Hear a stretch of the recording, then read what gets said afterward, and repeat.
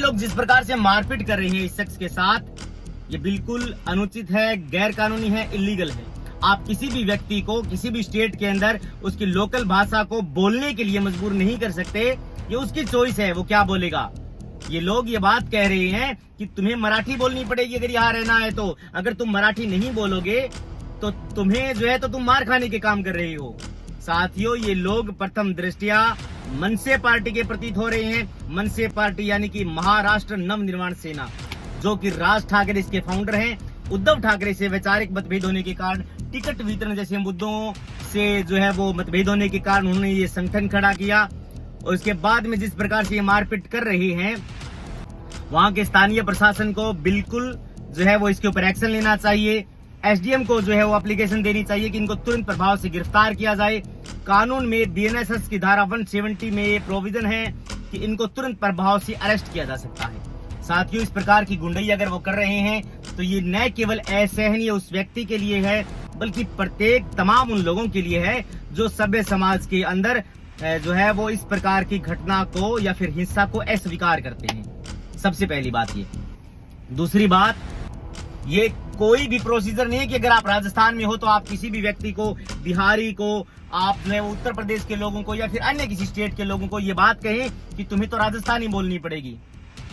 दूसरी बात, ये ठेका इन लोगों को किसने दिया कि तुम तय करोगे कि सामने वाला व्यक्ति जो है वो कौन सी भाषा में बात करेगा। ये बिल्कुल, अपना देश लोकतांत्रिक देश है, संवैधानिक देश है, और जब तक संविधान है, लोकतंत्र है, आप इस प्रकार की घटना को अंजाम नहीं दे सकते। डेफिनेटली इन लोगों के ऊपर एक्शन होना चाहिए। वहां के स्थानीय प्रशासन को तुरंत प्रभाव से वीडियो वायरल होने के बाद सलाखों के पीछे इन लोगों को भेजना चाहिए, क्योंकि ये प्रकार की इलीगल एक्ट है, एक प्रकार का जो है वो इलीगल कार्य है। आप इस प्रकार से मारपीट या भय युक्त वातावरण नहीं बना सकते सभ्य समाज के अंदर। अगर इन लोगों के ऊपर एक्शन नहीं लिया जाता है तो समाज के अंदर एक भय व्याप्त होगा कि प्रशासन जो है वो तो इन लोगों की जो है वो जेब का नोट है। इसीलिए डेफिनेटली इन लोगों के ऊपर एक्शन लेना चाहिए। आप भी अगर इस प्रकार की घटना किसी भी व्यक्ति के साथ घटती है तो सबसे पहले आप जो है वो वीडियो रिकॉर्डिंग करिए। आपके पास जो एंड्रॉइड फोन है, जो स्मार्टफोन है, आप उसका जो है वो बेहतर तरीके से इस्तेमाल इसलिए कर पाएंगे क्योंकि अन्याय के खिलाफ लड़ाई लड़ने के लिए आपका कैमरा आपका साथ देगा।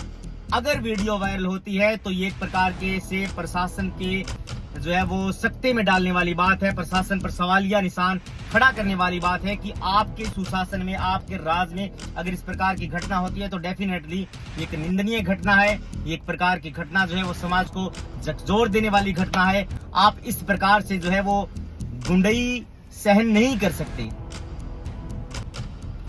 तो डेफिनेटली अगर आप वीडियो वायरल होती है तो तमाम बड़े अधिकारियों के पास जाएगी, उनके जो है वो साख पर दाग लगने का ये जो है वो वाकया होता है। तो डेफिनेटली ये एक सोचनीय विषय है। थैंक यू दोस्तों।